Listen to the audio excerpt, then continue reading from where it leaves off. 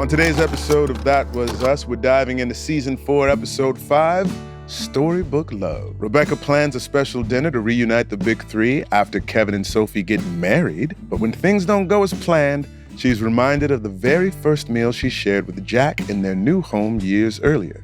In the present, Kevin tries to help Cassidy get her husband back. Lady and gentlemen, how you doing? Hello. I'm still chewing Fine, sirs. Chew what you a got, delicious chew. bite of my David protein bar. You better Yep. get that David protein bar in Yeah. there. Proud sponsor of That Was Us. Thank you very much. Delightful. So this episode, were you talking about you didn't remember all the directors? I remembered Milo. This was directed by Milo. This was Ventimiglia. Milo. This was his first episode? Possibly, because he did 2. Justin did 2. 1-1. Is that Yeah, right? and I John believe did too.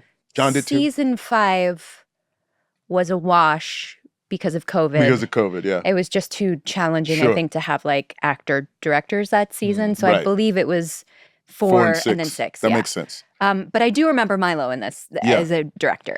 One thing that caught me about this episode is this is the first and possibly only episode that had headers, Yeah, that had like text on the... hors d'oeuvres, salad, entree, dessert, Yeah, pizza. that seems like a director's choice, Like a I would mistake? imagine. Yeah, a mistake. No, but like no, maybe it's something to ask Somebody Milo left, about. accidentally Yeah. left him in. But Yeah. it did also structurally. It always began with Jack and Rebecca at the house, Yeah. moving in for Yes, the first time, to the Pearsons and then house. it would transition into what was happening either in the past storyline or in the present storyline. Yeah. Right? Hors d'oeuvres. Yeah, Can I say my favorite. real quick? I'm a big fan of Taboo, the board game. Yeah. Love it. One of my favorite group games. Probably Celebrity and Mafia have surpassed it in terms of like group games to do Playability. playability Sure. and whatnot. Yeah. But Taboos are the buzzers, always a joy. Yeah. I remember I was like, my rule in Taboo is don't pass. I was in grad school with my dear friend Nichelle Hines, who's just as competitive as I am. We're on the same team. We're vibing. I passed on something. We went through, and she's like, Brown, why did you pass? And I said to her at age 23, what the hell is a hors d'oeuvre? And she said, like, oh, you poor thing. Yeah. A hors d'oeuvre. No, You hors d'oeuvre. poor young man. Yeah. Right? Like now I know I couldn't say starters or appetizers, anything Yeah. like that. Yeah. But I'd said, I don't know, what the hell's a hors d'oeuvre? Yeah. She says, And until you've you never said- had a canape? I've also, That was good. there's certain things that you don't know until you don't know that you don't know them. Yeah. I will throw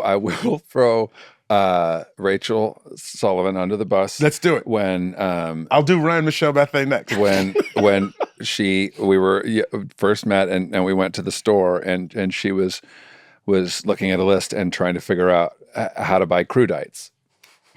Sure. Because if you've Is it like a crouton? if Like, you've what is a never- crudite? If you've never, I also when I crudite, right? But if you've heard the word, you know Yes. what crudite is. But if you've Totally. never seen it written, and you're like, Yes. Crudite. what is that? like, gosh, what ingredient is that? Yeah. I think I told you I did that in college With what? with my theater class. Yeah. I had never opened my book. I only took notes. Uh-huh. And there's a theater instrument is called a Fresnel, right? It's called a Fresnel. That's what a certain Yeah. type of light is called. Sure. But it is spelled Fresnel. All right. And Okay, so gotcha. the test, the final, is the only test we had. And the first question is about Fresnels, Spell. which I had never seen that word before in my life. And I raised my hand for the whole, excuse me. Out loud. What's a Fresnel? What's a Fresnel? And my teacher just looked at me and said, it's pronounced Fernell. There you go. Silent S. Listen. Silent L. Okay, so I'll throw my wife under the bus and then I'll throw me under the bus. We were at the mall. We were at Century City Mall. There's a sale going on at the Macy's. There's a big sale, right? And my wife was looking at the word that was describing the sale, right? And she's just looking at it for an extended period of time. And then out of nowhere, she just goes, Behemoth. What? I don't even know what it is. I don't either. I can't even tell what it is. It's Behemoth. Wait, that was written on the sail? It was Yeah. a behemoth Behemoth? sale. Wow. That's an odd word to pick. I guess I know. so. All I right, did the Macy's, same- that's some I- odd marketing. Would I you did the say that? same thing walking past a shop in San Diego once where I stopped and my family walked ahead and they turned around. I'm staring at this sign. And the F in the sign was a giraffe, like with a bent neck. Okay. And I'm like, a frickin' jewelry store? Wait, what? A frickin' jewelry store? It was an African jewelry store. But I couldn't. I was like, the F was a giraffe with a bent neck. We lost Sterling. And I was just like, what is A frickin'? a frickin' jewelry store? Frickin' jewelry Oh, store you guys. going on over here. So it happens to all of us? I'm Yeah. gonna give you my last one, and then we'll Yeah. get into the meat of this episode. We'll first get out of grad school. You get opportunities to like be a reader for auditions, and then sometimes they're reading a script. And the Douglas family, talking about Kirk, Michael, Cameron, we're doing a Douglas family movie. Okay. Right? So I was reading the stage directions for their movie. And oftentimes, Oh, I know this story. I've told you Yeah, this story before. Throughout the script, like they're talking about traditional Jewish garb and things that they had to wear, and I just kept saying the word yarmulke out loud throughout the script. Yarmulke, A yarmulke. yeah, yarmulke, yarmulke. Swallowing I it. said the whole thing, and like, oh No my one God, Audra corrected you. McDonald Yeah. was in the movie Yeah. and everybody like Yeah. that, and she just like looked at me at the end, and she touched my leg, and she said, "Good job." And Michael Douglas came up to me. He's like, "Hey, man, thanks a lot." And then I left this place. I was like, "It's a fucking yarmulke." And until you know what I'm saying? Yeah. Listen. I'll play with the dreidel. I'm down for the cause, but y'all got to tell me in the moment. I'm just jacking Just- this word up the whole Yeah. script. Let him Yeah. know. Let him know. Yeah. I can So take like, a note. should have, First of the all- kind thing would just to have stopped you and You know said, what I'm saying? I think you mean yarmulke. That's what I'm saying. Yeah, if yeah. I got a piece of something in my teeth, And the real question is, Yeah. why is there so much business going on with yarmulkes in this movie? Either you're wearing them or you're not, but people are throwing them, or they're passing them around? What is happening that the stage direction involves so much- much yarmulke? So much stage direction. a lot of things happen with yarmulkes that evidently I did not know about. Anyway, So that's this episode, yes. when we open, it's dinner prep in Jack and Rebecca's new home, Right. right? She is pregnant with the triplets. That is correct. And she is looking for, I think she's looking for a pot to make lasagna, right? Like they're just getting settled in their home. Yeah, I feel like this is night one in, Night one. in their new house. that's right. And while Rebecca is looking for this pot to make lasagna, she gives Jack a string cheese, which I remember Yeah. looking up to make sure that string cheese existed back then. It did. Okay. Yeah. Yeah. Because that was like something that bumped for me. I was like, was didn't know if string it was cheese around then, yeah. around? But Did you ever Google Tabasco on string cheese? No, I that must be like a Milo thing. It might be. Like a thing that he likes? Yeah. Got Because it. he took to it like this is my first time. Yeah. Like this is exactly. Yeah. This is He my didn't even snack take of his choice. time. He like ketchup on a hot dog. Was there a and just- spit bucket, or is like no, I'm taking down string Never cheese? a spit bucket with Milo. No. There should have been sometimes. My favorite thing is like, we would tell some of the younger actors on the show whose first job this maybe Yes. was, or like newly into their yourself. career. Pace yourself with the food Yeah. and the choices you make when it involves eating in a Totally. scene, because you are committed to that. You'll be doing it all day. Yeah. And Milo did not heed this advice himself. I remember specifically there were times when he was mostly vegetarian. Yes. And I remember there was like a vegetarian Really? lasagna-esque Yeah. situation and like or some sort of like Thanksgiving thing that he fully committed to. And he was hungry like when the scene started. And so he was like wolfing down this food in the scene. And by the time like we were done shooting it, he was a little pale Dude. because he had to like keep that up. Yeah. He's nuts. Yeah, He knows better. he knows better. Oh. But Probably put down like 5 or 6 string cheeses full of Tabasco yeah, and then went home yeah. and just was backed up. Yeah, was backed backed up. Not bricked up. Backed up.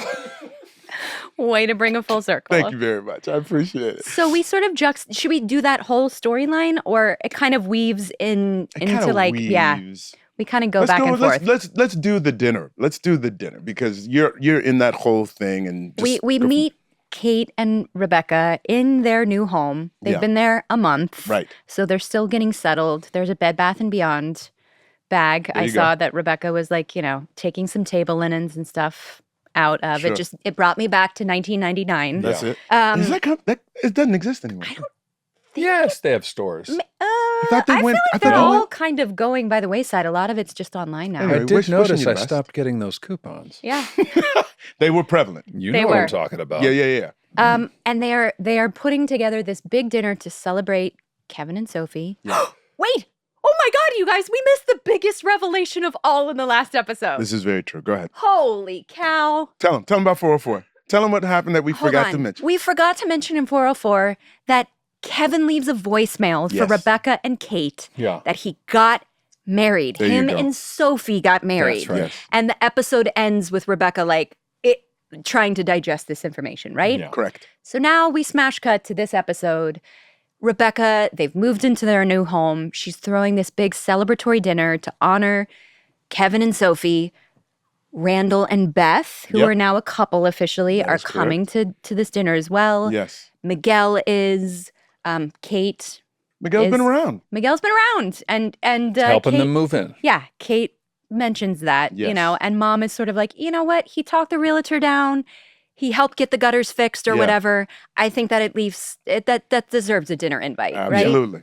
Yeah. But yeah, we sort of Kate clocking that Miguel has been around. He's Yeah. quite comfortable there. Yeah. Yeah. And it is, I mean, listen, everybody's like Kate functions as audience in this sort of moment. Is like, Yeah. okay, like at some point, like other people will start to like come into it or what Yeah. have you.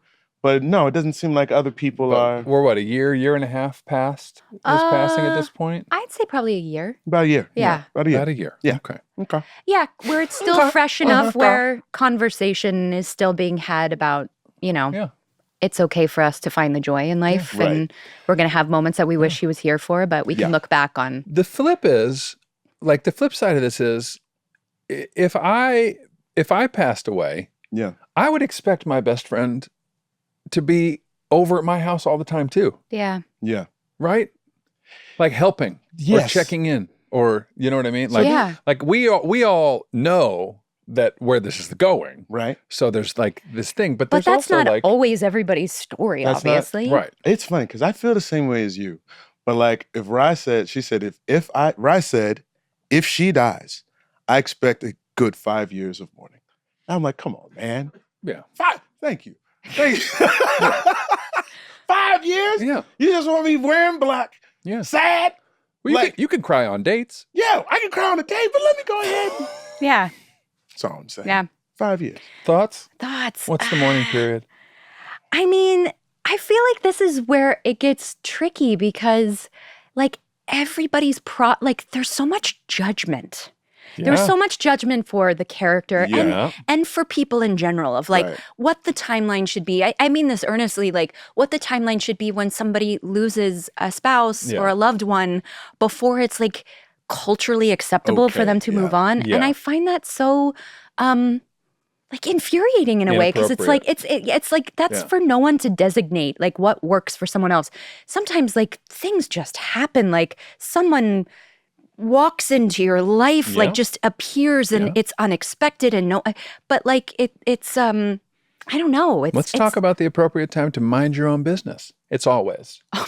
You know what I mean? Yes, sir. I love It's that. always. It is the plot of one of the most famous plays ever made. It is Hamlet. Yeah. What is Because the like appropriate amount of time? two things can be true at once. Like you're forever holding that person Yeah.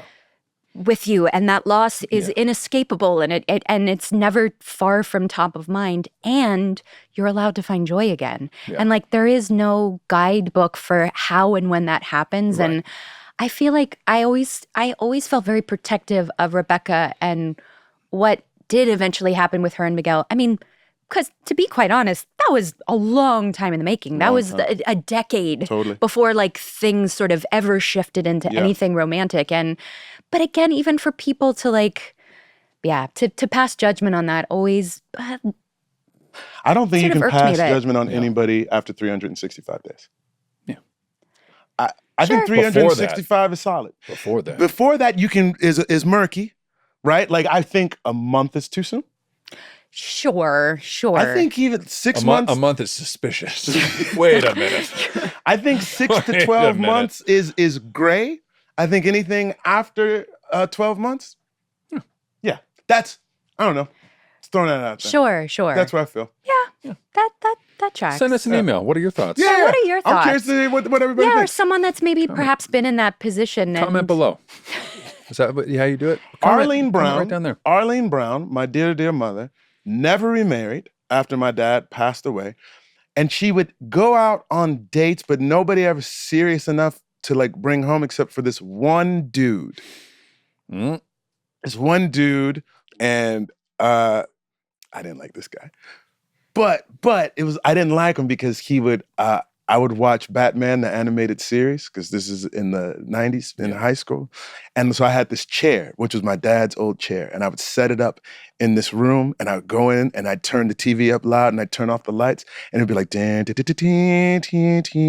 I'd watch Batman, the animated series. And I remember one time I came home to sit down in my chair and watch Batman. And I came to the kitchen. I was like, hey, Ma, why is this brother in my chair? And she's like, oh, Sterling. I was like, no. Why is this Negro in my chair? But I had no qualms with her looking to be social or connected because it had been a long, long time. And at a certain point, I was like, I hope my mom finds somebody. Yeah. You know what I'm saying? Like, I look forward to the day. So it was an interesting sort of mirroring because Kev and Randall and Kate all sort of react to Miguel possibly differently throughout the times. But like, there's a place when you're like, oh man, you want your parent, the person that you love, to feel the same thing that I feel with Beth. You know what I'm saying? Like, that shouldn't end. And by the way, it's not a replacement. Right. It's something wholly new. Right. I think that's what I was getting at. Like, that anybody would pass judgment on that. Like, we all deserve to have that next chapter or the next season. Like, I think that it should be celebrated and not make people feel shamed. Amen. You know? Amen. More That Was Us after these words from our sponsors.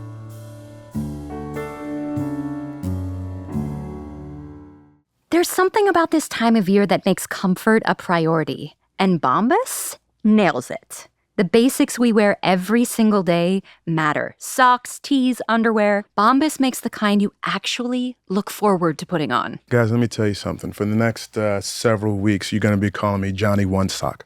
I got a big old boot on this foot as this Achilles heel recovers, but I'm telling you, my right foot feels silky smooth in that Bombas sock, baby. You can take that other one, make a little sock puppet. Heck yeah. I figured out how to use it. Save it for when you get to put it on the other foot again. He could be Johnny Two Socks. Johnny Two Socks. And I'm Johnny Two Socks. Bombas designs everything to feel amazing and last longer. From Sherpa-lined Sunday slippers to lightweight gripper slippers that are perfect for travel. And what makes them different? Are you asking me that? I am. What makes them different? What makes them different? For every item you buy, they donate one. It's comfort with a purpose. I'm going to tell you the best part now, Chris. I bet you didn't even know this. Every purchase helps someone in need. Bombas has donated over 150 million items so far. And they stand behind their product with their happiness guarantee. So if you are not 100% into what you have, they're going to make it right. And let's not forget, Bombas is available through international shipping to over 200 countries. So what are you waiting for? Head over to bombas.com and use code TWU for 20% off your first purchase. That's BOMBAS.com, code TWU at checkout, bombas.com, and use code TWU. This show is sponsored by BetterHelp. October 10th was World Mental Health Day. And so we would like to pause and recognize the people who make such a difference year-round. Therapists. Behind every story of progress or healing, there is a therapist who asks the right question, offered a safe space, or helps someone take the next step forward. Sometimes even one small moment in therapy can shift everything. It's why we are so grateful for the professionals who do this work every day, day in and day out. I remember the first therapist I met with, I was still in undergrad. And I was dating Ryan at the time, and I was sort of just confused and bewildered as to how to make this relationship thing work. And he wound up telling me, he said, listen, you're clearly a very capable person, and you've had a lot of success in your life. And the way in which you've navigated life to this point has been beneficial for you. So there's no need for you to abandon it. However, there are other people who are here as well that have navigated life in a very different way, that have had the same level of success. You trying something else does not diminish you. You're not going to lose anything if you try something different. So just sort of finding the common ground between you and your soon-to-be wife, who did not know, I did not know, whatnot, but I had to learn something else, and he gave me a perspective that I would not have had without professional help. Forever grateful. BetterHelp has been helping people find that kind of support for over 12 years, connecting more than 5 million people worldwide with licensed therapists. With over 30,000 professionals on the platform, their matching process makes it easier to find the right fit. And if it's not the right match, you can switch at any time. This World Mental Health Day, we're celebrating the therapists who've helped millions of people take a step forward. If you are ready to find the right therapist for you, BetterHelp can help you start that journey. Our listeners get 10% off your first month at betterhelp.com/TWU. That's BetterHelp, HELP.com/TWU.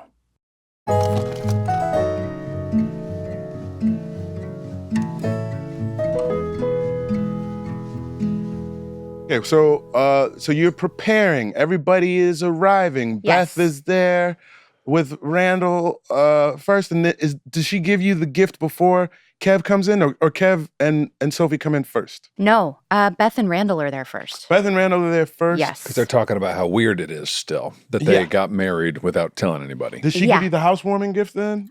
I'm not sure if she gives the hot sauce then, but at some point she does. At some point she gives a hot sauce. But I want to talk about Kev and Sophie at the door.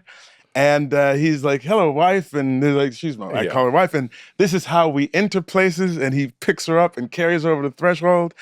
And it's really like, guys, I eloped, right? But like, I think I did a better job of telling my mom that I got married. Preparing her for that. You know what I'm saying? Yeah. Like the sort of nonchalance that my man rolls into the place is like the specialness of what is supposed to be a hallmark event.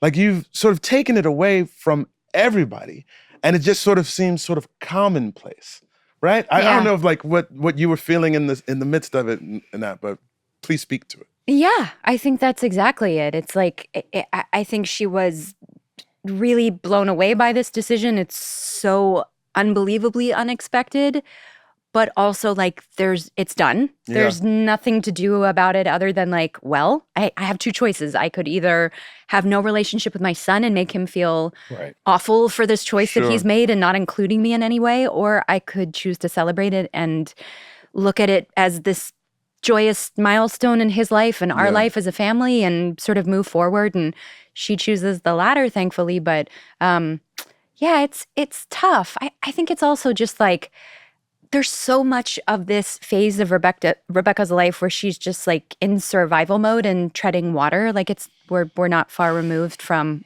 I think we're a month past our last episode where she was at Parents' Weekend and telling Carol, Beth's mom, how she just is like so apt to breaking at any moment. I don't think we're too far from that. I mean, obviously finding a home and moving, and that's a really big step in sort of like finding some solid ground. But I think she's just trying to choose the positive and like, but she is treading water, I think, to a certain extent. For sure. Yeah. In the midst of that, Beth also gives you some hot sauce, talks about how her dad's favorite sort of condiment was hot sauce, and he'd bring it as a housewarming gift, but really it was just so he would always have hot sauce. And so sweet. You talk about how your husband also loved hot sauce, and we see him throwing the Tabasco on top of the string cheese and kicking that back. This sounds so gross. Yeah. But that's he also made corn sandwiches. So I guess it's not consider the source brand. And the hot dogs. And this is true. I guess we should do an episode where we saltines. just have all these. We just talk about Jack's food we choices. should have like a buffet of Or we just eat all of them? I can't work out right now. So I don't. So you don't want No. hot dogs with With Melted saltines. cheese and and melted crushed up saltines. American cheese? No, I'm a pass. Yeah. I did eat it on set though. Yeah. Like I was born to it. Yeah. Because I'm committed. Yeah. Anyway, there was that. They're sitting at the table, and while they're sitting at the table, It's awkward. Miguel's got the wine and he's trying to pass it around and making jokes, but nobody else is of age except for him and Beth. Nobody talks about that. Do you let your kids drink? Your kids are too young. No. Alcohol? He's 5. He's big. Not the hold on, 4-year-old, hold on. the baby, What- but what? not the. He's 5. And I've talked about I'm an alcoholic, right? So no. That's come up, right? Just So say no. no. Just say no. No, I'm just Sometimes kidding. my kids look and they're like, Ozzy will be like, I want mama's juice. I'm like, that's not Yeah. not for Ozzy. Yeah. I will give That's why him it's a called sip. Mama's juice. It's called mama's juice. I give him a sip so he can be like, why do you even like this? Yeah. I was like, I don't know. It's fine. I don't know. Yeah. You know, It's just an adult It's weird an thing that adult- we do, it's a thing. like coffee. There is a knock at the door. Wait, Oh, no. man. No. Do your kids drink?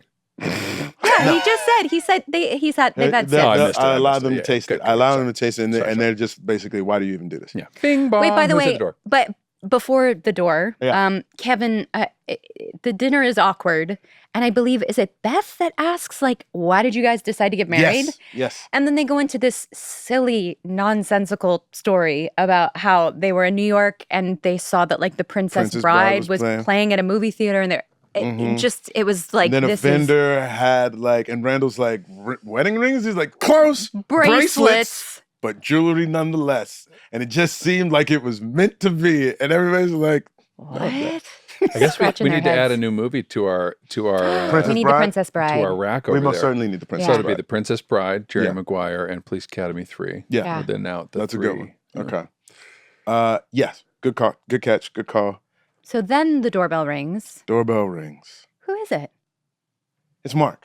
All right. Yeah. So early in that Right. episode too, I should say, Kate It's went old. to work Snidely Yeah, Whiplash. we see a shot of her at work making out making out with Mark. fiercely. Yeah, that was like a real Wait, Mandy, quiet for 1 second, please and thank you. Chris, would you do that one more time? And we just lost. everybody. Everyone just turned it Everyone off. just like Everyone just turned it off. yeah. But That was the sounds of Chris Sullivan, a Foley artist, yeah. telling us Yeah. what it sounds like to make out behind in a record store. One more time, Chris? Almost exactly. No, I won't do it again because No? we will lose people. We will. Look In at, the back- look at how the disgusting. back of all stock the things room we've of- talked about on our podcast, our producer has never looked more disgusted Yeah. than by that sound. Yeah. Cringe city. Ugh. Well, you know Apparently, it's gonna- she's never made out. Evidently, because that's what it sounds Because like. that's what big it sounds dog. like. That's exactly what it sounds like. You're welcome. You're welcome. You can So make we it your know ringtone there is some romance there, and he shows up. with his little mustache. He shows up because I think he knew that Kate wasn't necessarily looking forward to it, and he wanted to be there to sort of support her through the whole thing. Which and theoretically feels it's- like a it's a good thing. lovely gesture. Lovely gesture. Listen, this is interesting because I'm clearly projecting because I know where the storyline is going, but the first impression of Mark is not a bad first impression. It's sort of like he's a little a chill guy. mischievous, he's a little quiet, maybe emo or something, but Yeah. not negative. Yeah, he's forcing Right? the mustache a little, but You're really angry about the mustache. like- yeah, let's there do are it. certain people. It's just like it's not for you, man. Yeah.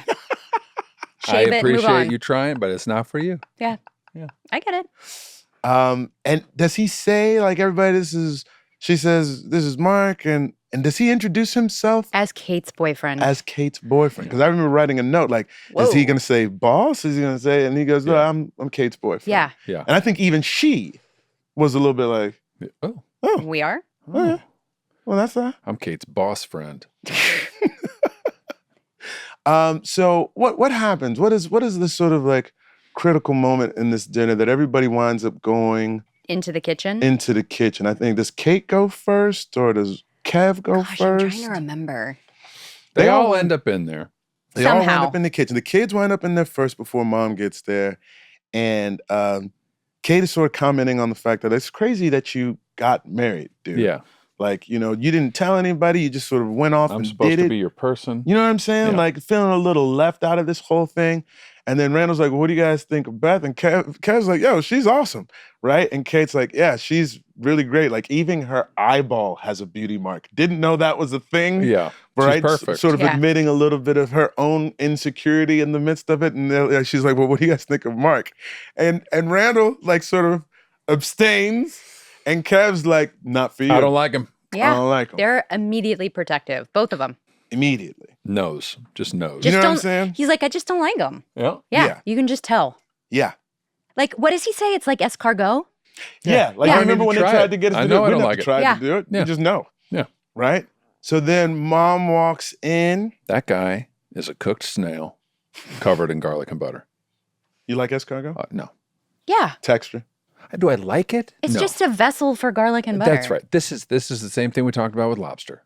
It's just a vessel. You don't believe in it. Okay, it's just for... I wouldn't say I like order it regularly, but if it's there, You'll eat it. I'll eat one. Yeah. When people order oysters, you have them. Oh, I can get an oyster down. I like oysters. I can get an oyster. Oh, I love oysters. Now, do you I feel like there's a. Hold I on. can You discern love an between, oyster, or you like the little onion and the sauce and the thingy. all of it, all of it. So No, but I will have the oyster because without the the oyster itself you'll has a certain slurp an oyster saltiness. plain. Correct. Yeah. Love it. Yeah. Yeah. Gross. Sorry. Hot take. Hot on my take. part. Hot take. On my part. On my part. Listen. On my part. Yeah, I just 2 had... each. Good source of iodine. To Just each kill their them. own. Yeah. Gotta get that iodine. I but I drink it straight. we do. I drink it straight. Okay, I got you. No judgment. No The iodine. judgment. No judgment. The iodine. Look at my tongue. So mom comes Ooh, in. and she reads them. Go for it. I love a good Rebecca Reed. Yeah. It's always She my says, favorite. listen here, my little bitches. All three of More you. or less, just sort of like, I think she kind of cracks a little bit. Like, Yeah. you know how it just takes like whatever it is, the Yeah. straw that breaks the camel's back. Sure. Like moving is one of the more stressful things you can do. Death, divorce, moving. Hosting a child who just got married unexpectedly, who's 19. Another who's, I just found out, has a boyfriend at the job that she just got. Like, there's so much new information swirling around. And I don't think, I'm just going to say it. Let's say it. I don't think that cooking is Rebecca's strong suit to begin with. I think hosting just, it's something that like maybe she finds incredibly stressful. Yeah. So I think she's like committed herself to making this like big dinner with like Cornish game hens.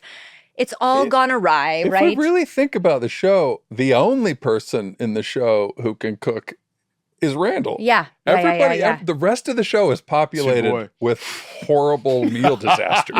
Yeah.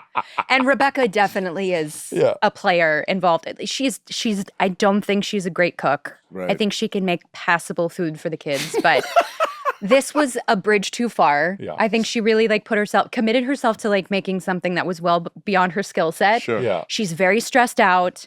The somehow like the Cornish game hens are both burnt and raw. And Was this a popular meat at some point? I remember Cornish games. I've never had with one. the jam. Yeah, they're like baby little, chickens, Yeah, right? baby chickens. It's a little bit smaller. And I feel like it's They are. You both They're like a just baby like you chicken. both clicked into talking to me like I'm an. It's a little bitty It's a chicken. tiny It's a little bitty chicken. You don't say. little bones. I just have never had one. I've never been offered one. I've never seen one on a menu. The first time I had yeah. one was on a flight in first class, Oh, interesting. and it was like, oh, this is a Cornish game in. It's a little chicken. It is a little chicken. Yeah. So I think like she basically is like, This you week on guys Unrelatable. you guys are gonna get. When I was on my private jet, they served Cornish They game give it. hens It's a and big escargot. PJ. It's a big PJ dish. No, I think Rebecca sort of like she loses it and basically tells the kids like, get it together. Yeah. I don't know what's going on. Yeah. I don't know who's mad at who and why, but here's what we're going to do. We're going to go outside. We're going to sit. We're going to eat this terrible meal that I have tried to cook that's somehow burnt and raw. Yeah. Nothing's gone according to plan, but like, God damn it, you're going to get it together and make it work for Yeah. my sake, We're gonna at have a good least. time. We're going to have a Enjoy the good show. time. Yeah. And they go out Yeah. and they do attempt to eat this inedible food. It's a little quiet around the Yeah, table. Miguel's like, are we gonna get sick from this? Yeah. Which good I sign. want to feel like that's Yeah, maybe don't a, eat He may have raw ad-libbed fowl. it. but I feel like that was a He may John have ad-libbed Lopez it. It like was good. ad lib. Yeah. Yeah. That was It's called that was, foul for a reason. Yeah, foul.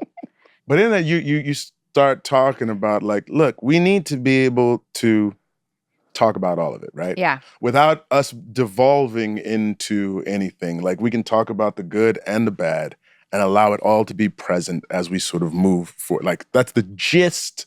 I don't know if there's of the specifics sentiment. that you want to go into with regards to it. Well, also I think in between that, somehow Miguel finds himself in the kitchen and she kind of asks him like, Thank you. is this too much? Like, am I asking for too much? Are we just like too big of a problem to fix? Yeah. And he basically goes into this story about the wine that he brought Yes. and how, what was it that like the grapes need just like the right. season, the right Yeah. like weather, and some seasons growing this particular like variety of grapes, like nothing manifests the way it's supposed to. The wine can't be made, and the winemaker basically loses the vineyard, and they have to wait for the next season for the grapes to grow. And it's about being patient and realizing like sometimes like you will have these fruitless moments, right, where Yes. things feel overwhelming, and it's about taking a breath and being patient and knowing that like you're going to try again for the next season, Yes. essentially. So it's some sweet, friendly advice. And the way John delivers it too is great. like, yeah, just again, you're like, this is what you would hope a best friend would step up Right. and do in a situation like this, to be there for our family, to answer those like overwhelming questions for a mother who's like at a loss of Yeah. where to turn, how to take that next step.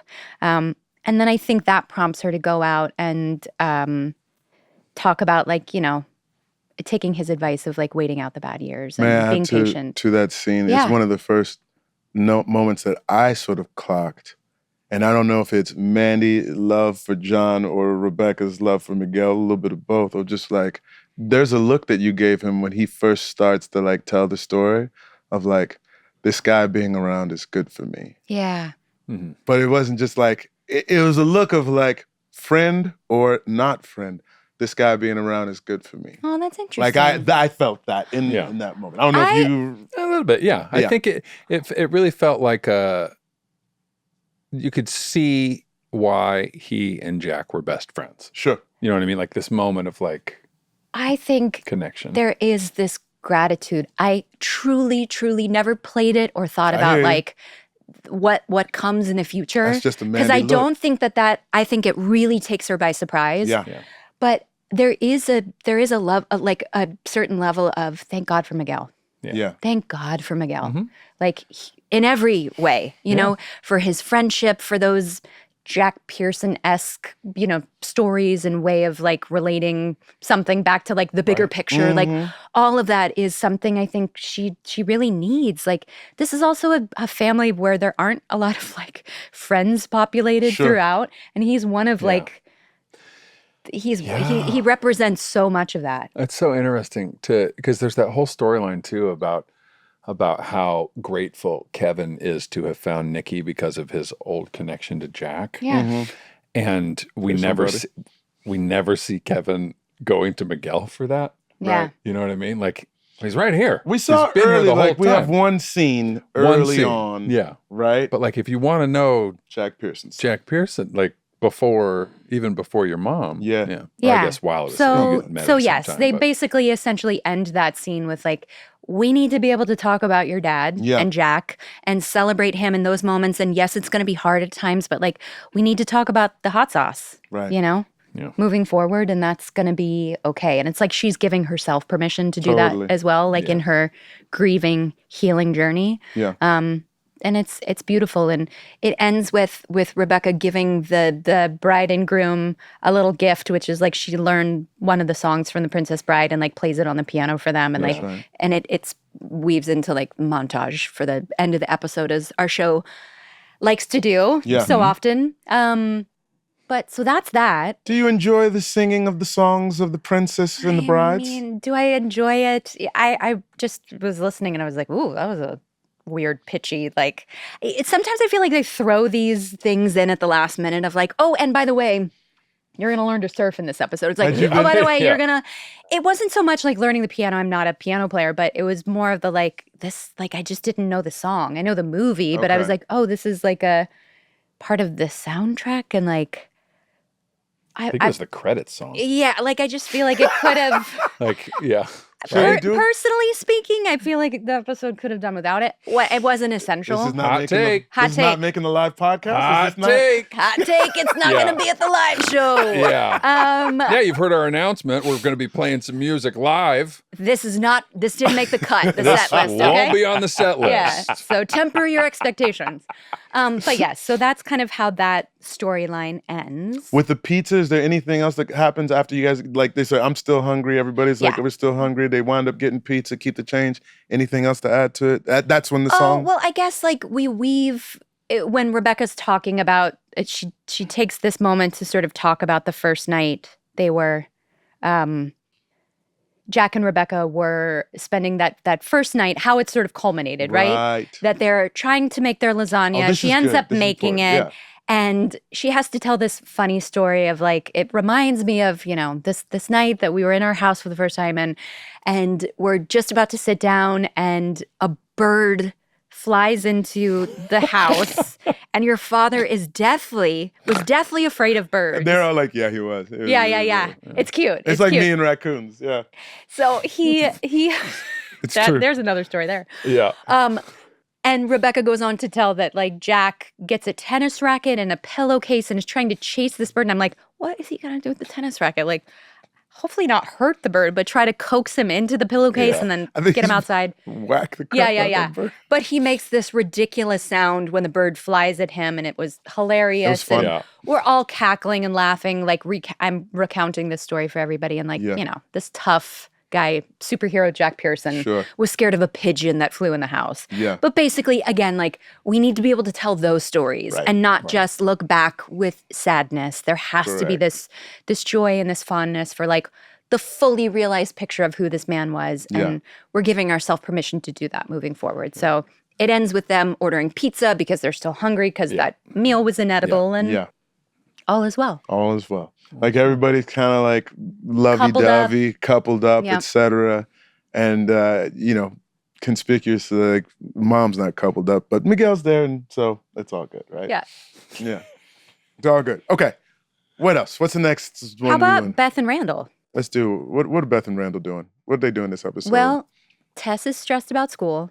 there's There's a lot of yeah. anxiety around school, and she's got a paper due, and she's doing homework and stuff at the table. This is in the Yeah. morning, like before school, and it's sort of like, whoa, this poor young woman has like a lot on her plate and is feeling it. She's feeling it. Yeah. Randall came back from a 10-mile run. Yep.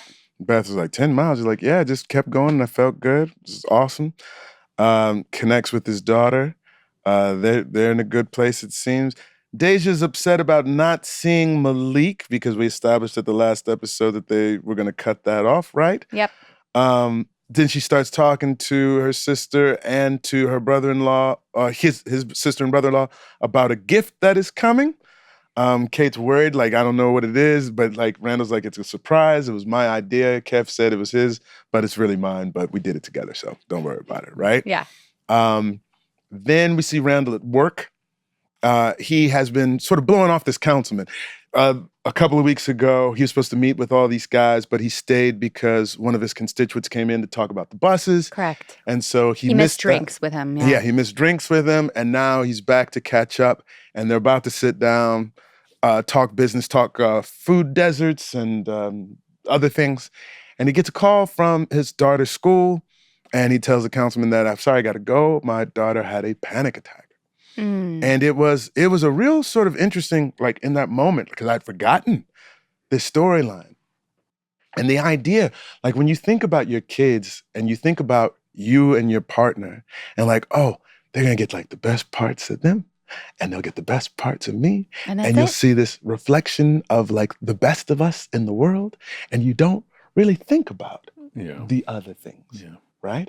And it's interesting because I have a 14-year-old right now, and I see like the good, and from me and from his mom, and I see everything else. And I'm like, oh, what an incredible reflection, right? To like let you like, this is who you think you are. And then you get a chance to look and you're like, oh, that's what's being reflected back.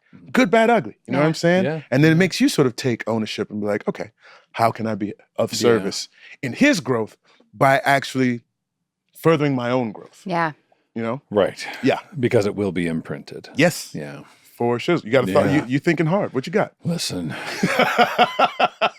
Where do we start?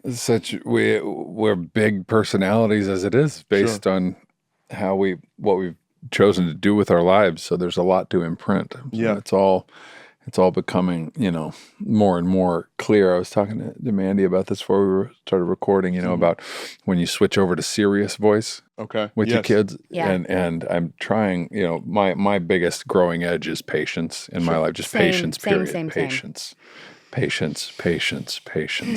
Pause. You got young- surrender. breathe. Yeah, man. And when I have to like switch over from, hey bud, do you mind if we, do the come over here. We're gonna do. Hey,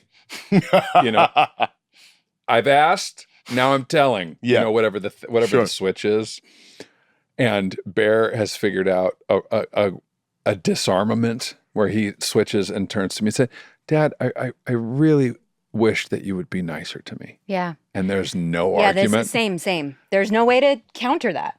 There's no like. That hurt my feelings. Gus says that to me a lot. Yeah, that hurt when I'm my like, feelings. hey, bud, this is my mad voice. When I asked you to do that hurt my feelings. When you yelled at me like that, I'm like, what? Oh, I didn't yell. Yeah. There's no, how do you address that? It's like, that's valid. Your feelings your are valid. feelings are validated. Yeah. Just those moments of imprinting, you're like, right, okay. It's not, okay. Yeah. I need to figure out a different way. God damn it. Yeah. And the imprinting is already in process. Yeah. And even like, because I've heard you say this too, where Aoife will be like, Bear, Aoife will say to Bear, just come to the table. Or whatever. Oh, yeah. Like it's Oh, yeah. already like clicking in. And My like, favorite thing right now too is our our big threat is okay, I'm gonna have to call Santa because Oh! I was like, if you don't want to leave your Lego there, because we don't bring Legos out of the house, the Legos stay on the table. I will probably have to call Santa. And a lot of times now, Ozzy's like, Gus, we're calling Santa. Like he just pipes in. I'm like, listen, not even 3-year-old. Jumps right to it. Yeah, I'm like, sir, I'll call Santa on your behalf too. Yeah. Like, but yeah, that's our big threat. Which I don't know how long that's gonna last. Aoife will be losing her mind, and Bear will just be like, "Oh, Aoife's really struggling right now." Yeah, bud. Yeah. Yeah, I see it. That's She's a good. really That's a struggling. good reflection. Yeah. That's good. There's something, and then we'll get right back into this episode. But like, there's something I find within myself. I don't know how you guys feel about this. About being a parent in 2025, and sort of like, am I supposed to be his friend? Now I know that the answer is like, no, but also I can be friendly for when it serves, but like making a fine line of like, hey man, like I know you talk to your friends in a very particular way and you're cool to do that. And there's parts that can bleed over into our relationship, but I am still your dad. Yeah. And so you have to just bear that in mind as we move through this thing. But I don't think other generations had difficulty towing this line because they're just like, no, this is it. And I think that there's like, it's a hard definition, right? I just had this conversation with Rachel where it's like, yes, obviously we're parents and there are certain lines that we need to hold and certain, like our job is to keep them safe and to keep them, for at first alive and educated and feeling loved. But like to be, my definition of a friend now is someone that I feel safe, comfortable talking to. Sure. Yeah. Or coming to for support. Yes. And so in that fashion Absolutely. is something I need to protect. Right. So that my serious voice doesn't interfere with his ability or her ability to, when they're feeling a certain way, to still talk to me about it. Yeah. Like his ability to say to you, even after that hurt my feelings, is such a great moment. Sure. Right? Yeah. Like, oh, great. You still feel comfortable saying that to me and being honest about how you're feeling. And like, so when Bear says those things to me, it's like, I'm really proud of you for letting me know. For sure. And I hear that. And I understand why. I'm sorry. And I'm sorry. I'm not trying to hurt your feelings. I did not mean to. Yeah. And so it's interesting to, like you say, to be a parent in 2025, to figure out where that line is, because we do have more, what's the word I'm looking for? More luxury around that type of relationship than maybe our parents did, based on the tools they were given by our grandparents. Sure. That makes sense. Yeah. Right on. More That Was Us after this short break.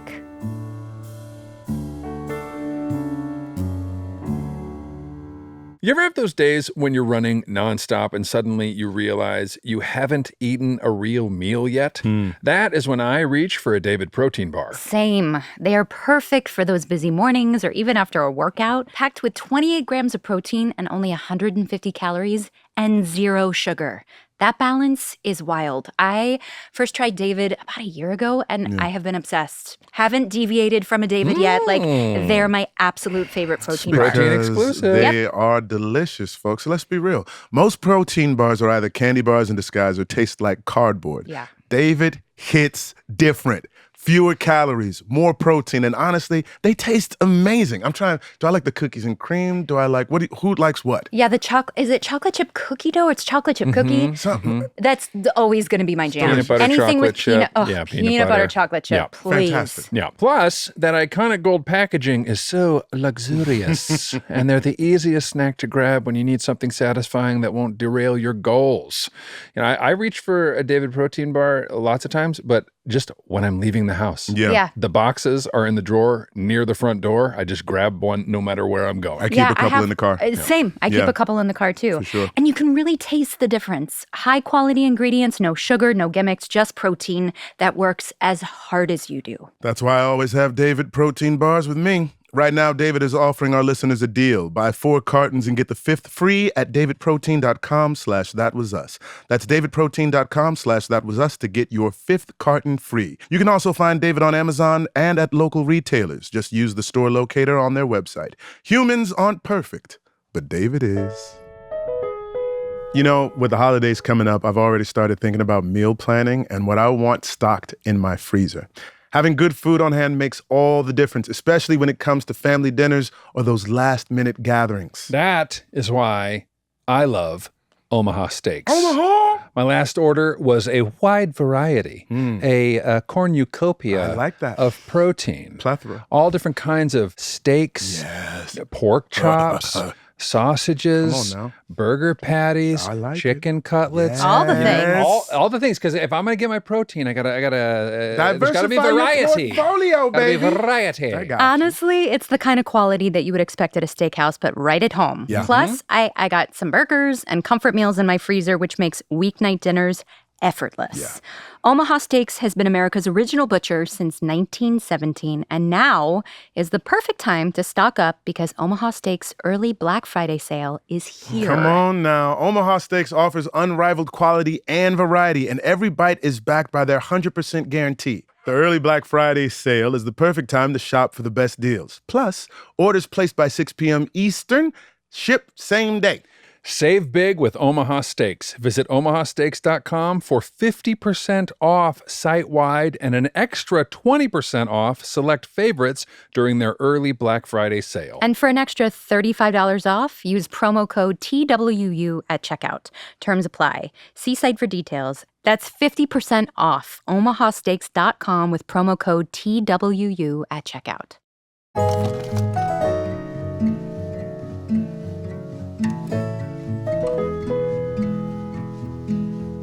All right, so the next thing we see, Randall and Tess come back to the house.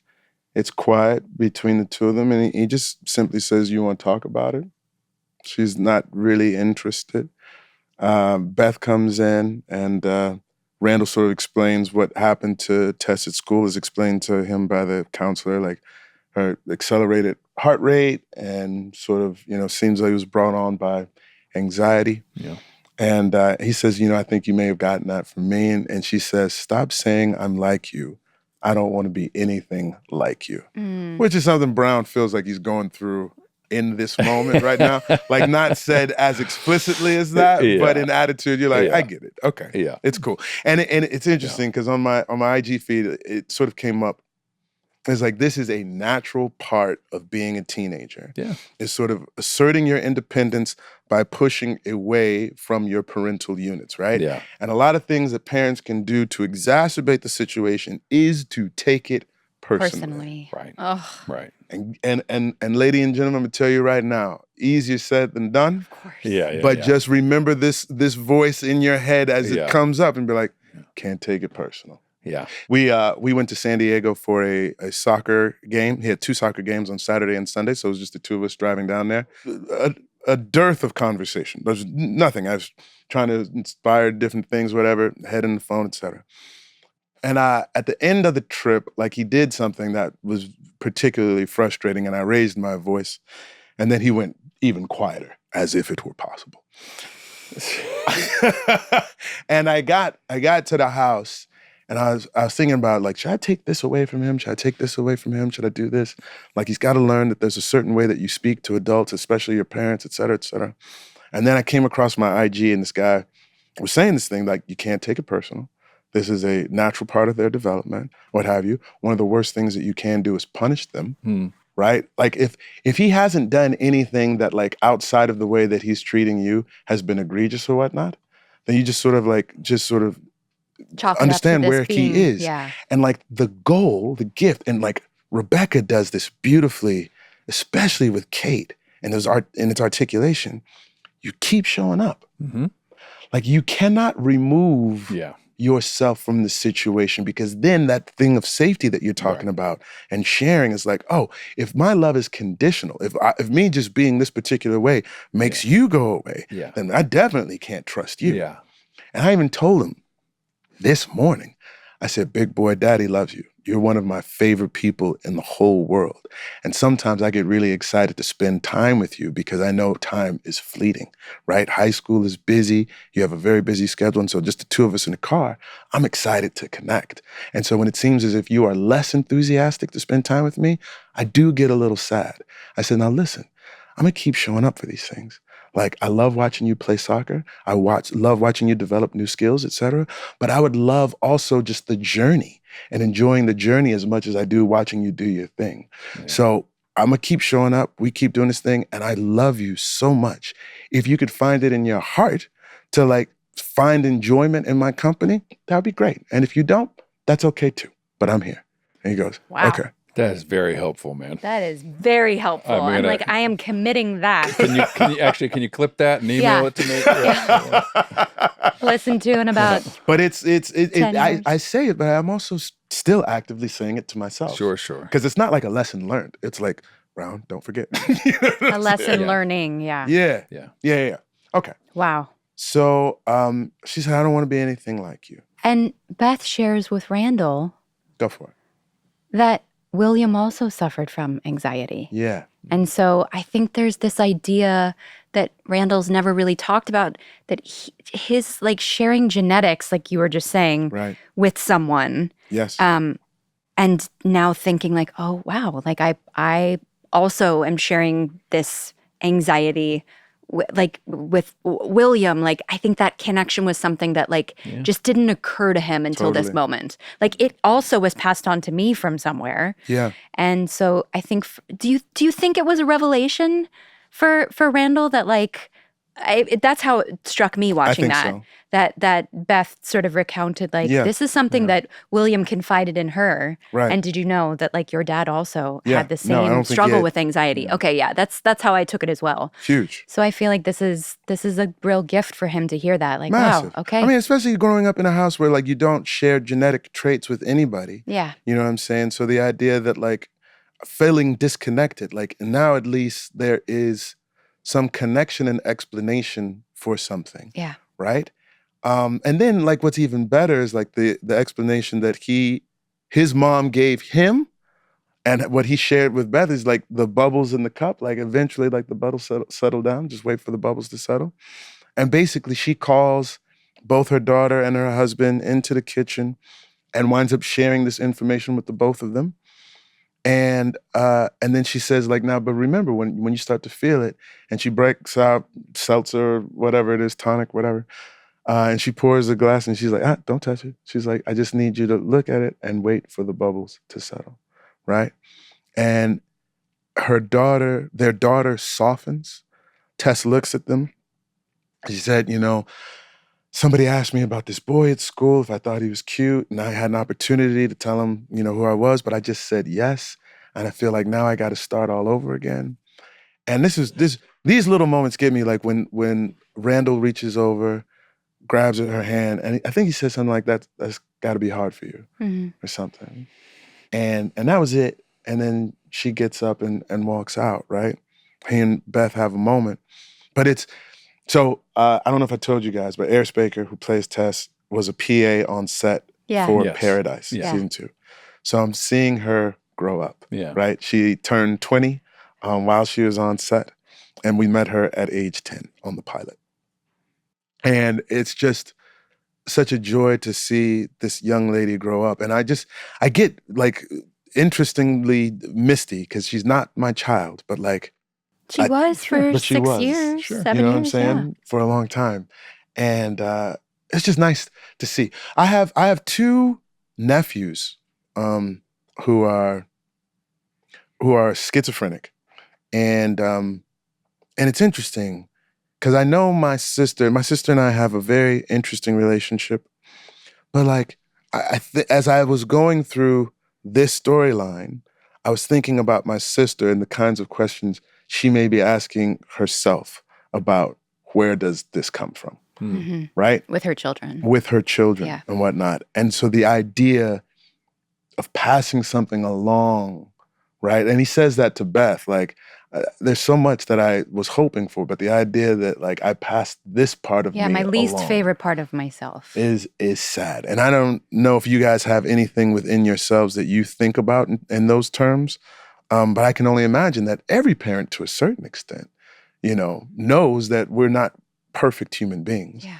And you're just hoping that the parts of yourself that you don't like as much are sort of minimized, and the parts that you do like it yourself are maximized with regards to your offspring, Yeah, I mean, we talked about a little bit about it earlier, but I think it's for me, those things that you recognize, that maybe you might want to minimize. For me, is more helpful just to acknowledge. Sure. Right, and to not only acknowledge them to myself, but acknowledge them to other people. Yeah. Like I will even say to Bear, that I am working on my patience, and I it's hard for me, and that I do feel anxiety, and I do have these in a way to whatever to do whatever the photo negative of gaslighting is. Yeah. You know what I mean? To like acknowledge to him that I am aware of the things that I'm working on.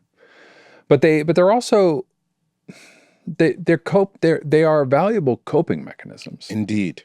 They can become issues. Anxiety can become an issue. I was listening this morning to this meditation teacher I listened to a lot. Her name's Tara Brach. And she was talking about addiction, and she was talking about attachment, and she was talking about the things that we latch on to, and how everybody has these things that they use to fill the gaps.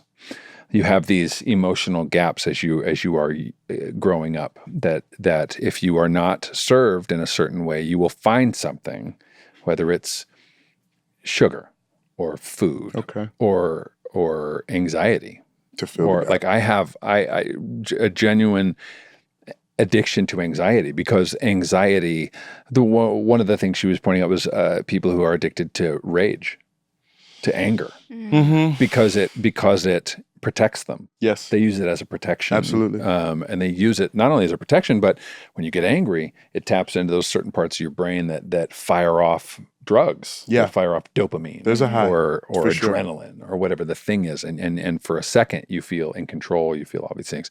And so, because evolutionarily, these things can be tools to feel fear, to feel anxiety, to feel doubt, whatever those things are. And so if we can impart that they are not necessarily negative, Right. but that they need to be recognized Yes. and addressed, then they can become tools. Yes. And not take over the system. Sure. You know? Awareness. No. There is the ability to articulate something out loud gives you a sense of distance, not massive distance, but enough distance to be like, okay, this is a thought that I'm having. Is this a thought that I wish to continue to have, or is it not serving me? What thought can I replace it with, right? Yeah. But sometimes it takes a level of vulnerability to just say it out loud. Like there's this thing that I would do when I'd be so competitive and everything like that. And I remember saying to my friends in the midst of something, I was like, I loathe losing with a passion. And they all started laughing at me. And I laughed at myself too. But it was like saying it out loud gave me permission to be like, okay, that's not me. Yeah. But it is sort of like when I give myself distance, it is kind of funny. Yeah. Like the reaction that I have to certain things. Sure. You know what I'm saying? Sure. So yes, I hear you. There's the button on this one is going to the bedroom. Randall and Beth, they make sweet love. No, they don't. She's on the computer and she says she's found a therapist for Tess. And she thinks that that'll be of benefit because earlier we saw Randall's leg bouncing, saw his knee bouncing. And she said, listen, you've been going for these long runs. You've had a lot on your plate at work. We just moved to a new city. Like the kids are in transition. Like maybe you need a therapist too. And he's like, no, I'm good. And she says, listen, I mean, it couldn't be hurtful. And he's like, it's nice that you think that, but I'm fine. Yeah. Right. And just like squashes that. Yeah. Squashes it. Right. So we clocked that. Right. Anything else to say about that? I think that's it. Yeah. Where we moved to? What's Kate and Toby and this big gift that they've been waiting for. Yeah. I love like Toby saying like he's excited too because he's like, you know, historically there are very grand gestures from the Pearson men. This is true. So like he's excited to see how this is going to impact him as well. Like what do I get out of it? What's it going to be? Yeah. Maybe it's a hot tub. Maybe it is a hot tub, an infrared sauna. For a baby? Yeah. Well, no, I mean it's for the parents. Parents have a baby. So it ends up being their old piano. Yeah. Not a grand gesture, but an upright gesture. An upright gesture. Is it? I think. Did I have the piano? Was that the same piano? Like yes. At the beginning of the season, like he kept pushing in the bench. Was that for William? Was that the was same that a piano? different piano? Was it the same piano? Might be a different piano. Maybe that was my piano in my house. Never mind. I'm thinking. But this was the piano that was that Miguel brought over to their apartment, and then they moved over to their house when Rebecca and Kate bought the house. Yeah. An heirloom. It becomes a family heirloom, and the boys have the lovely thought to send it to Kate, so she can impart her musical connection to her son. There's the lovely part about the Polaroids. Yeah. In the piano bench from that family dinner night. Yeah. Right? So there's all these pictures. By the way, let us not forget that like, oh, did you guys take pictures of the wedding? It's like, yeah.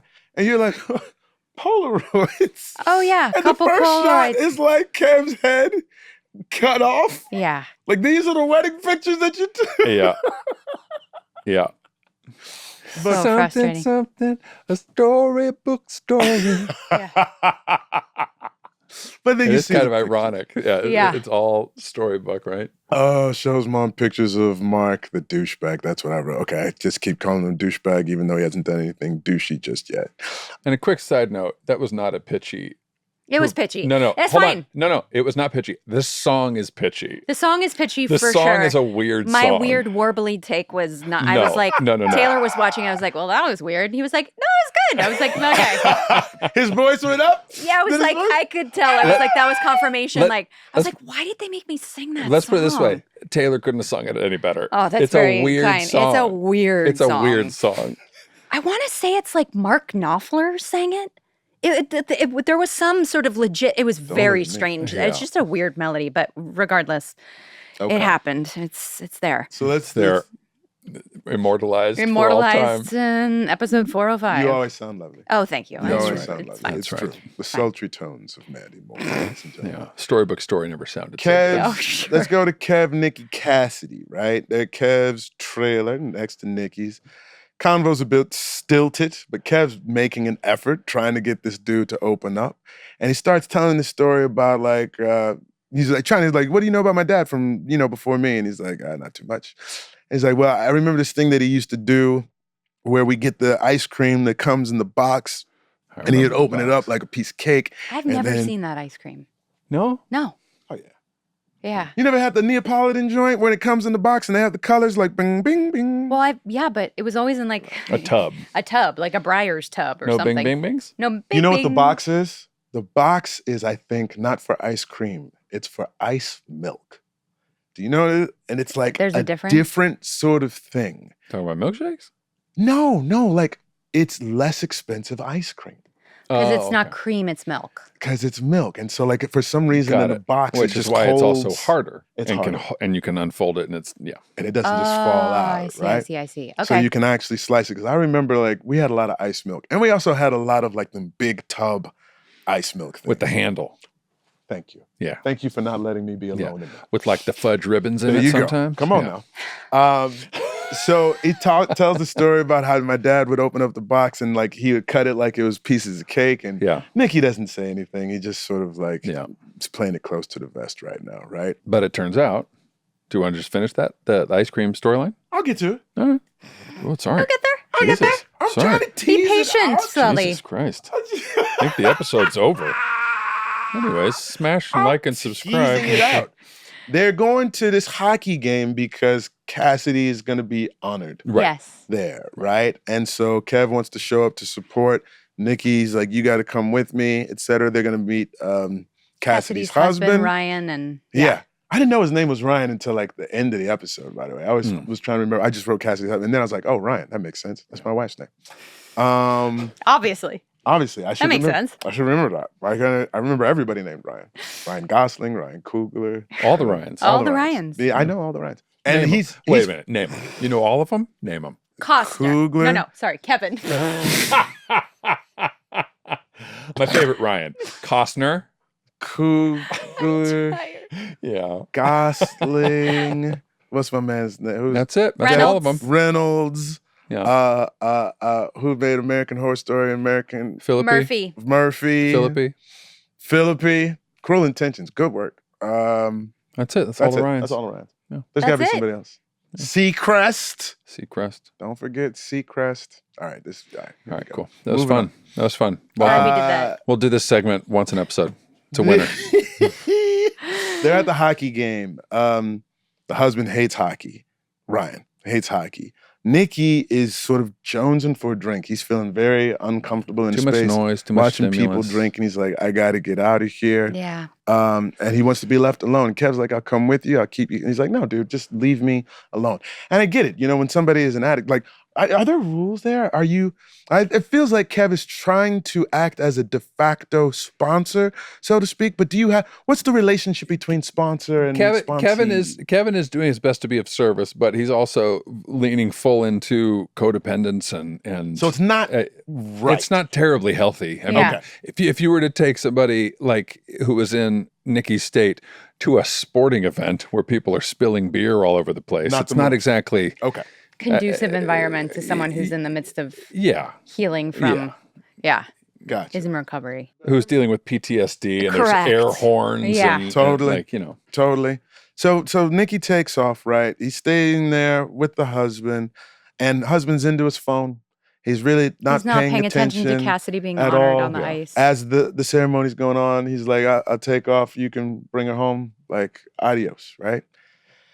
It's like, oh man, like the audience isn't, he's Right. not winning points Yeah. with us in terms of a loving husband. Like, she's already said that, like, I want my marriage to work, but he seems like 1 foot in, Yeah. 1 foot out at this point, right?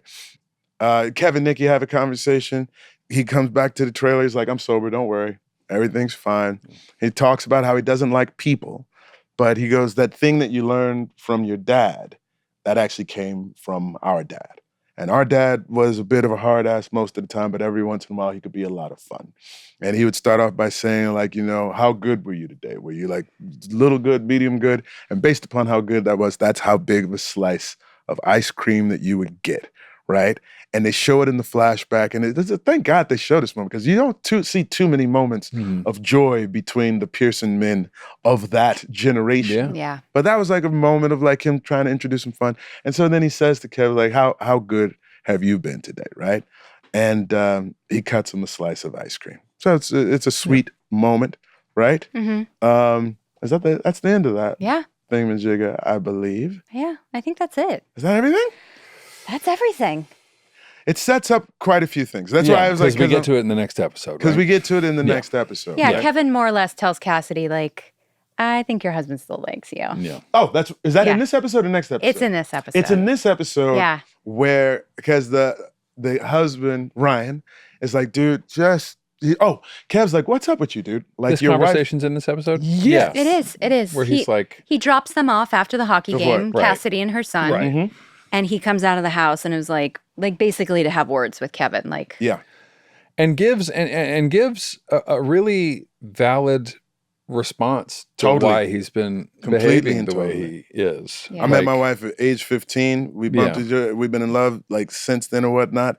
And so this event that you want me to go to where she's being honored, this is the part of her life that took away the person that I love. Yeah. So I'm not here to celebrate the thing that broke the person I love. There you go. Yeah. Yeah, it gives you a whole new perspective. You're like, oh, he's not some absent soon-to-be ex-husband that's checked out and doesn't care. And he says to Kevin, stay the hell away from my wife. Uh-huh. And Kevin's like, right. Got a little smirk, like, okay. And that's how he knew. Yeah. That's what made him think. Yeah, he's like, your husband still likes you. He still likes you. Yeah. He still likes you. Good episode. This run of 3, I enjoyed it. I like the way this one, once we get to the next one, I really enjoyed it. Yeah. But all 3 together, excellent job by Senor Milo Ventimiglia. Mm-hmm. Anything else that we want to talk about in 405? I mean, we brought it up briefly, but we should say again, I'm sure that you have heard we have announced we are doing a live episode of this podcast on January 17th at the Wiltern Theater. We're going to be focusing on the music of the show. We're going to talk to Taylor Goldsmith and hopefully Sid Khosla and Dan Fogelman about the original music that was written for the show. Yep. But then for our live audience only, if you come to the event. Come on, you got to come. We're going to be singing some songs from the show. Yeah, selections from the show with special guests and all that good stuff. I don't know if they know. Look, they know about Mandy Moore. Chris Sullivan has the voice of an angel. Oh, that's very nice. Agreed. That's very nice. Yo, bro, you can blow. Yeah, Thanks, we'll you croon. So like we'll be hearing some Chris Sullivan too. We're all going to be up there, and Sterling is fighting us on it, but Sterling's going to sing too. Listen, you know, Boys to Men. You know the brother who did the bass. That's how Sterling going to be doing it. On this episode. Right. But you're going to hear some singing. So join us. If you want to find a link for tickets, you could find it in our bio on Instagram. Or you can go to... You can Google it. You just Google the Wiltern Theater in Los Angeles. That January was 17th. Live. Yeah. Wiltern Theater. I'm excited. Sterling K. Brown singing like a bird. I'm excited. Google it. I'm excited. We'll see how that all goes down. We're going to do a little fan segment coming up after these messages. We'll be back with more. That was us.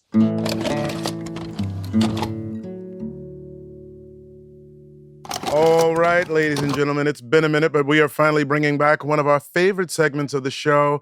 It's a fan Q&A. You all have been sending us some amazing questions, and we thought now was the perfect time to dive back in and answer as many as we can. Yeah, if you've emailed us a question or submitted one on our Instagram, listen up.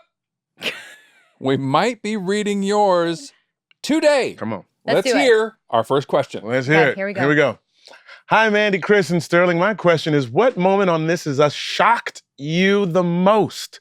What moment did you guys not see coming at all? Oh, that's a tough It's a good question. What did I not see coming? Go ahead, Mandy. I think the Katobi divorce. I really didn't. And maybe that was like silly of me to be blind to some couple not making it on our show. Yeah. But I think like Chris is like, I saw it. the way in which it happened, and I don't know. I think that really like, wow.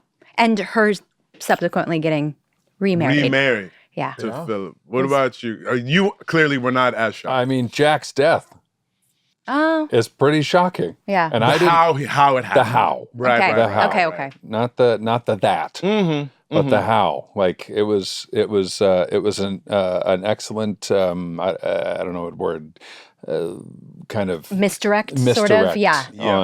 on how that was going to go down. I would say the episode known as Miguel hit me in a way that I did not anticipate it hitting me. Yeah. I think I'll second it was that. the hardest I cried. Yeah. Now, I don't know if because we were all together or if it was just like the episode was that good and that friggin' Huertas just killed it. Yeah. Episode that good. We were all together. And I think it unleashed I was unaware of the amount of love and compassion that I had for Miguel. Yes. Good point. It hit me. It hit me real hard. In the most lovely way possible. Yeah, So for sure. great question, Lynn Standridge 299. Thank you very much. Next question. Who had the most bloopers? Which actor got the giggles the most and had to redo scenes? Who had the most bloopers? I mean, you're a good blooper, man. Huertas is a good one. Justin's a good one. Like, I'll come up with some, but mine are fine. I feel like I want to go back and find it. I would say in the last like 3, 4, 5, 6, I feel like we got the blooper sent to us via email. Remember, there would be That's a right. blooper take that they like a reel that they would play at the rap party. Right. There was some real funny that happened. Great. Yeah. Who got the giggles the most and had to redo scenes? I have a hard time when I get the giggles. Like, there's no coming back for me. I find it very hard.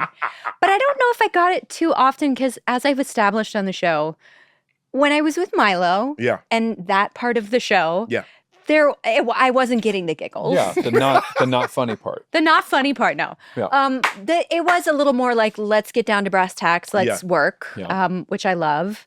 And then I was able to definitely have some giggles with you guys. We had a good time. Yeah, I think I was not aware of how much you could actually see me laughing when I'm not supposed to be on the show. You can Really? you can pick it out. Yeah. I'm like really trying. It's usually when I'm talking to Kevin. Yeah. And I'm trying real hard to like hold it in, and I've got the quivery lip and the watery eye, and I love it.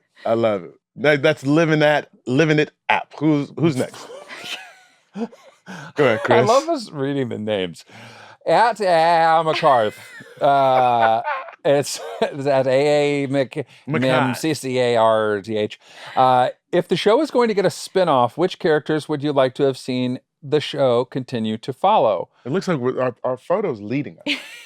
Yeah, I mean, like objection, Your Honor, leading the witness. that's what I said a couple of episodes ago. Deja and Malik. Deja and Malik. Deja and Malik is wonderful. Selfishly,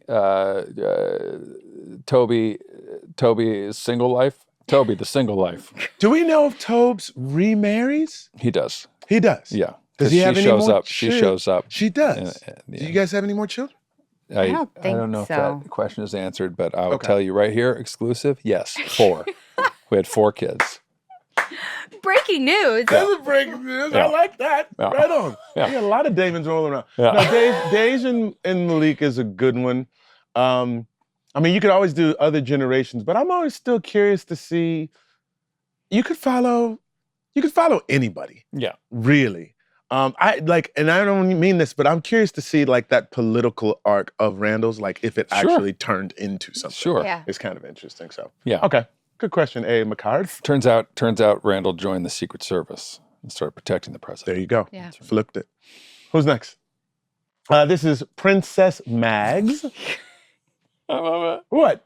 It I says, just love the names. if you had to choose one word to describe each of your characters' journey throughout the series, what word or words, at Sterling K. Brown, You got called out. Oh, geez. would you choose and why? Look at Princess Mags throwing a little bit of shade, side eye, literally Side-eye. giving you the Literal side eye. side-eye. because now I'm not gonna talk anymore. No, Oh. no, That's it. You did it, Princess Mags. I'm done. no. Now's the challenge. Can you do it in one word? To describe each of your to describe your character's journey You through got the to start. series. You got to start. You got to start because I need to think. Freedom.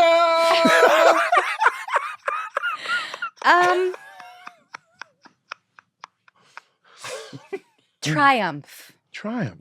Yeah. I like that. Yeah. Great shot. I'm gonna stick with that. All right. That's my word. All right. Yeah, shut up. Hey, all right. Give us a word. That's my word. All right. You know what? See, then now I'm not going to break it down. Wow. We're going to leave it at that. You know we want to hear you talk. I know you want to. Princess. Next. Oh, Next. side eye right back. Is there Good. a particular scene, episode, moment in This Is Us that you'd say, I think about this all the time, whether that be because of the message it sent or how it resonated with you, just something that stuck with you almost. Well, yeah. Why are you laughing? Just Because I'm brushing my mama's hair? just the photo. It's an interesting choice, If you're guys. on 34-year-old Our Mandy producers- Moore dressed up as an 89-year-old, I have us. getting her hair She's got a gently. sweatshirt on. The adult Look at her. Pearsons She's got are a hoodie. catering to Gently their brushed. dying mother. Sweet. It's sweet. And her hair's, it's never felt so good. I want to brush her hair. It's so funny. Dan Fogelman sent us a little video Yes. the other day Yeah. of the train episode. And it sort of starts with Rebecca turning over and seeing Jack like in bed. And it was a very sweet little message. But Dan sent you guys a video? Because we were in the video. That's all. yeah, we were in the video in that particular. Okay. You weren't on the show. Okay. You were gone. Okay. And it reminded me. I was like, that moment, that episode.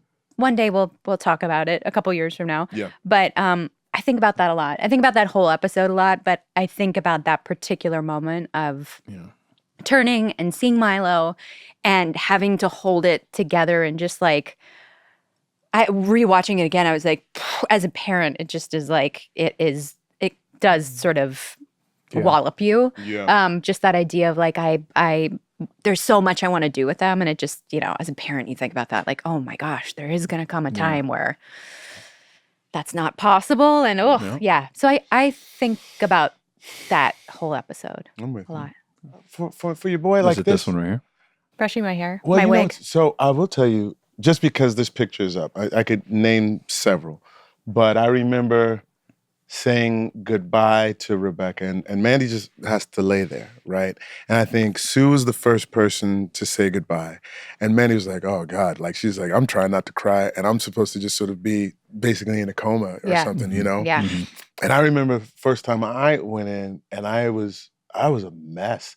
I think because of my mom's situation regarding ALS and how it sort of closely parallels Rebecca's demise, so to speak. And like they told me, I think it was Ken and Dan, they were like, you have to be the person that sort of holds it together. Like you can't be the person that's sort of like, you know what I'm saying? Like we need you to sort of be the strength of like how things move on.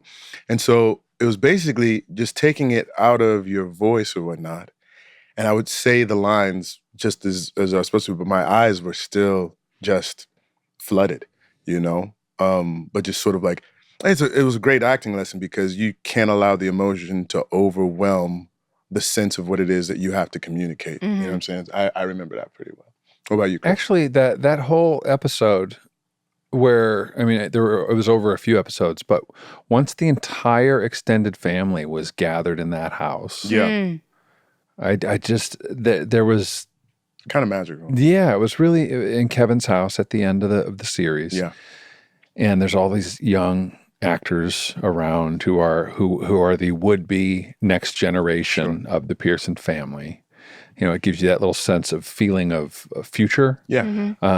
You were either in that back room or offset somewhere, but not present. Yeah. You know, it really felt like... It felt like the end. Yeah, like the end, like a wake. Because your presence, your absence was an enormous presence. Yeah, and it was a gift, right? Because some shows aren't wrapped up as well as ours. Some shows get canceled and don't get a chance to wrap up. Sure. And so it was like a real final. And then everyone had their moments of, either going in to see you or Toby and Kate having a chance to tie it up. Yeah. I will add to this, just so Olivia G, as we were all having our last scenes, they would keep the camera rolling. Mm-hmm. And so everybody would make like a little speech. I remember being there for you and Milo, because you guys were in the store. Yeah, in that toy store. You guys were inside the toy store, and how beautiful the moment was. I remember Sue doing her last one at your funeral. Yeah, I was there for all of the stuff at the funeral. You were there for that too? Yeah. And it was just Everyone like getting such a wrapped. joyous, bittersweet, beautiful moment for everybody. That's yours. Yep. It was, So I remember that too. Yeah. What's the next one? This is from GHAZ.Al3536. Why didn't we see anything about Rebecca's sister? We should ask a writer that. That's a good question, because you've mentioned the sister, and I never saw her, right? Yeah. Yeah, We don't mention her too often. I think she was mentioned maybe once or twice in the show. that's right. But sure, we never saw her. Oversight. Thank you, Gahaz Al3536.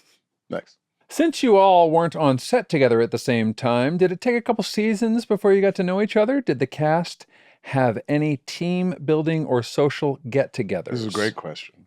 I mean, I feel like it didn't take us any time at all to get to know each other, surprisingly. Yeah. I- And Fogelman did usually try to do something at the beginning of each season. Yeah. Either when we like watched episodes together or just got together for dinner or something like that, which was great. And then the other part that was really cool, because we got invited to the parties several years in a row, is like going to the Emmys, going to Screen Actors Guild, Golden Globes, Critics' Choice, etc., was always such a joyful time. Yeah, because we got a to do it chance together. to dress up and do it together. It was the best. It was friggin' awesome. So yeah. So the first 3 seasons felt like they never ended Yeah. because we One thing just like bled into the next. we went right into press and Sure. award shows and all these things. Yeah. And then Back right on the back into set. shooting. Yeah. And again, like I said, we only did table reads for the first 5 episodes. And then after that, it was like, Dan said, that takes too long. We're just going to keep it moving. And we were like, okay. Yeah, it's different than like a streaming show, right? Yeah. Where you have like you have 8 episodes or 10 episodes or something, and they're all written beforehand. Yeah. Like our show, because it was sort of the last bastion of network TV, Yeah. things were getting written while we were shooting. Yeah. I remember like at the end, and maybe I guess it was like this for most of the show, like we were only maybe 2 or 3 episodes ahead of what was airing on TV. Yeah. Right. So it was funny to like watch something and you're like, wow, I did that last month. He was also a bit of a madman, because like he'd go through and he's like, if I don't have it, we got to reshoot it. Yeah. And we would shoot something on a Saturday to go like On a Tuesday. on a Tuesday. Yeah. And be like, oh shit, here we go. And it felt sort of like, we're still in the thick of it. We still care. The fact that he still cared enough to like, I want to put out the best product. We were like, if you care, bro, through a brick wall. We're right there. Let's do it. Yeah. Yeah. What's one lesson your character taught you about family, love, or identity that you actually use in your own life today? And what's one thing about them you totally disagree with in your real life? I can take the second part first. Like a lot of the argumentation between Randall and Kevin regarding how to deal with Rebecca's care. Like I had to be on Randall's side as a character or whatnot, even though I didn't always agree with him. Right? I sort of totally like agreed with Kev, sort of like let mom make her decisions and it's her life, and sort of, do it on her terms as long as she can, until she can't do it on her own terms anymore. And I felt like Randall, aggressive, pushy, sort of like needing to have answers answered and all that sort of thing. He would frustrate me, but I would have to be like, this, I still have to do this thing, right? What have I learned from the big guy? He's got a big, beautiful heart. I'll say that. Like he is probably more open with his feelings than I think I am. But I think I've learned to be more open because of him. Yeah. Yeah. Interesting. Yeah. Sully? Yeah. Huh? How about you? I feel like the idea that Rebecca, as we've talked about, I think even earlier today, just is really good about showing up. Yeah. For her family, for herself, like is a really big lesson in life and love. And I think I'll forever disagree with how she handled the William aspect of in her life and Randall's life and that choice that she made. Like that, that's something that I'll just never agree with her on. Agreed. Lesson from Toby. That no problem, issue, addiction, whatever, will be solved if you're running from it. Okay. It needs to be faced. Head on. Even if that, it ended up being the end of their marriage, but like this stuff, we have to talk about these things. Right. Disagree with him. Probably should have divorced her when she sold his Star Wars toys. Oh, wow. I thought You would have only had one child together, but That's right. And I would have been out a few seasons. So I'm glad it didn't happen. But, I thought you were going to say like buying a house without telling him first. Wait, was that Toby? Toby buy a house? Toby bought a house. Toby bought it, yeah. Yeah, that's the one. That's there a good you go. one. Yeah. Okay, cool. Buying a house for your wife without talking to her about it without first. consulting her is, not a that good it? idea. Are there more? Or are we good? That's it. Those were good, man. Those were good questions. Nikhil 79 for that last one, and I enjoyed that. Was that not right? I don't know. It's impossible to know. Nikhils. We'll never know. Nikhil 79. That's fun. Yeah, that's such a fun segment. So I guess if folks want to email us more questions moving forward, we can continue doing it. That was us, pod@gmail.com. I like that. And if you want to leave us a voicemail, you can do that at a new place. That's right. The new place is called Stovepipe. Sneak pipe? Nope. Speaker Pipe. Got it. Stovepipe? You're committed. You're like, stovepipe, baby. Yeah. No, it's not stovepipe. No. Peace pipe. Peace Pipe. Not peace pipe. So the emotional support hotline is retired. Yeah. Now we are going through speakpipe.com/thatwasus. That's it. So if you want to leave us a voicemail About anything. we'd love to hear it. We'd love to hear from you. Yeah. We're going to be issuing sort of specific episodes that we're going to be talking about upcoming. And if you have questions, comments, concerns about said episodes. Yeah. I'm concerned. Too late. Too late for your concerns. If you have concerns, we'll hear them. Too bad. No, you can let us know. That's fine. We'll tell the writers. We'll start a segment on this called Tough Shit. Listen, if you just want to call and complain, that's where the concern comes in. Yeah. Go for it. On the stovepipe. It's been another great episode. Yeah. Guys, always a pleasure. Yep. Thank you for joining us. Thank you, friends. We'll see you next week with more That Was Us. That Was Us is filmed at Rabbit Grin Studios and produced by Rabbit Grin Productions. Music by Taylor Goldsmith and Griffin Goldsmith. Da-da-da-dum, da-da-dum, that was us.